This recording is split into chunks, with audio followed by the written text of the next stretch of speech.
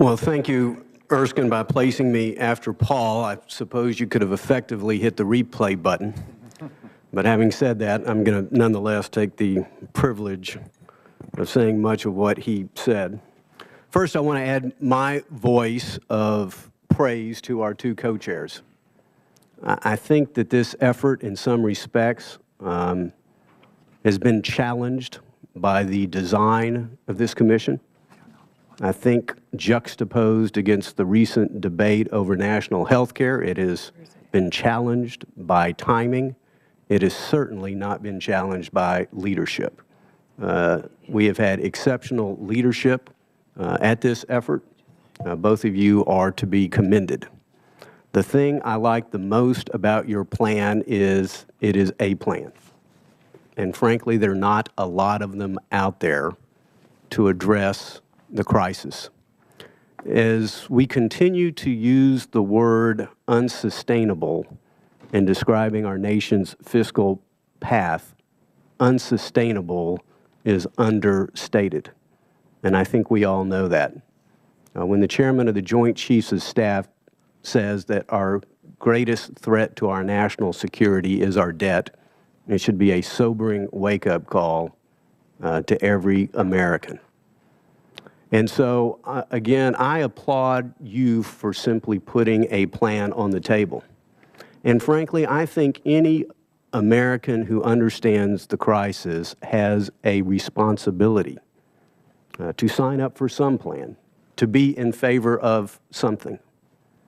I have come to this table, being one of the few and proud, to support Paul's roadmap for America's future.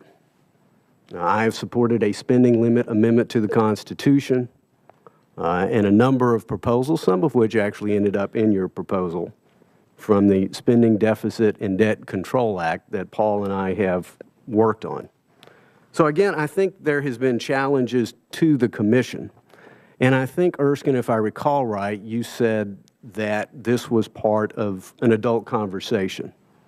And I do agree, it is one of the few adult conversations about this crisis I have been able to participate in. I would like to say, and again, I didn't mean to echo Paul in all regards, I had this comment already in my notes, but the other adult conversations about this national crisis that I've participated in have been led by Chairman John Spratt of South Carolina. Chairman Spratt is a man who has rarely have I acquiesced. He has not commanded my acquiescence, but he has always commanded my respect. He has been a very important voice in this national debate. And as he exits Congress, I hope and pray he does not exit the national debate on our nation's fiscal future. I believe that ultimately, as we look at our nation's deficit, that the deficit is the symptom, spending is the disease. As I look at the plan, and I will try to be brief, I'll talk a little bit about what I see as the good, what I see about as the bad. I believe an important part of this debate is the recognition that by broadening the tax base and lowering rates, we can promote economic growth, we can promote jobs. Bringing down the corporate tax rate to something I believe close to the median of the EU is a very important part of this debate. I know we don't employ dynamic scoring, and I know we cannot grow our way out of this crisis. But I believe if we did employ dynamic scoring, this alone would be a not insignificant part, ultimately, of the solution. And I want to applaud you for that. Now, with respect to Social Security, personally, I believe in personal carve-out accounts. I want to use the power of compound interest to grow our way out of this. That is not in this plan. But having said that, I would be more than satisfied to at least save Social Security for the next couple of generations, including my 8-year-old daughter and my 7-year-old son, and support the proposals that you have included in this plan. And so I have been picketed before for my views on trying to save current entitlement programs for future generations.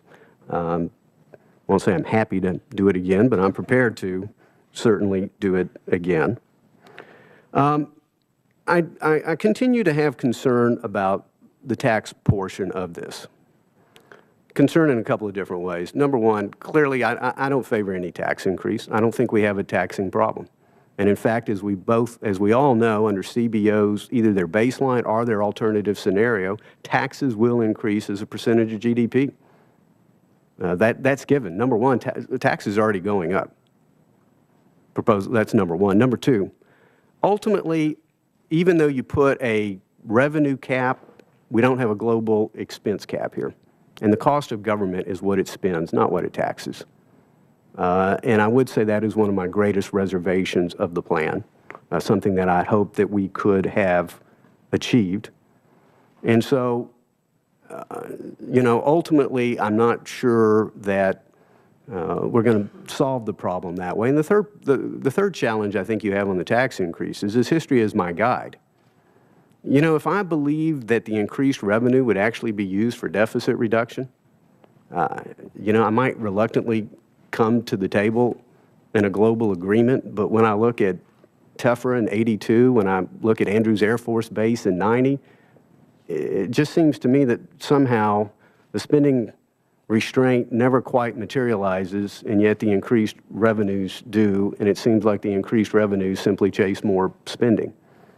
So personally, I believe, to either quote or paraphrase Winston Churchill, who said Americans can usually be counted on to do the right thing once they've exhausted every other possibility. Again, until we have the backstop of a constitutional amendment or somehow put an enforceable spending cap on, I'm not sure the right things get done. And if taxes are going to be put on the table, I believe health care is going to have to be put on the table. There's a lot of expertise at this table. I've studied these issues as a member for 8 years. I've studied it as a Senate staffer for 7 years. I can't come to any other conclusion that if health care is not on the table, you're not fixing the problem. And I do not believe health care is here. Now, I understand, again, the timing has been poor. There are those on the other side of the aisle who feel very passionately that what we passed in Congress is part of the solution. There are those of us who feel very, very strongly it is part of the problem. And I believe that also when you juxtapose what you're doing on the tax expenditure side, which otherwise is very good, I would agree with Senator Durbin, who's no longer here, you are hastening more people into the public option, something that many of us on this side of the aisle do not relish. So ultimately, I believe we must reform current entitlement programs for future generations, grandfather the grandparents. I'm willing to put defense on the table. But again, and I don't want to see any tax increases, but if they're on the table, health care has got to be on the table. And I just, and I'll just end on this note, and I think I'm paraphrasing to some extent Senator Gregg.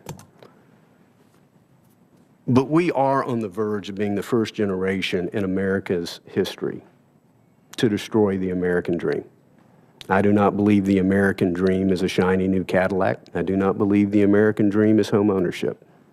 I believe the American dream is leaving your children with greater freedom, greater opportunity, and a higher standard of living than you enjoyed. And every generation in our country has always kept faith with the American dream. I don't know if this is the grand bargain, but if it isn't, the grand bargain should come soon. And I would remind all, I don't know if this is going to get 16 votes, 14 votes, 12 votes, 10 votes, and I've lost count of how many votes you have around the table. And I don't know you're going to get my vote. I would say this, nothing prevents our congressional leaders in this Congress or the next from bringing this plan to the floor. There's nothing magical about the 14 votes. Fine, you get a nice little seal on the cover, I suppose. But nothing prevents them from bringing this plan to the floor. Nothing prevents them from bringing Rivlin Domenici to the floor, the roadmap to the floor, Personally, I would like to see this plan come to the floor. It may come to the floor without my vote, but we must advance the debate, and I hope that we seize the moment, and I thank you.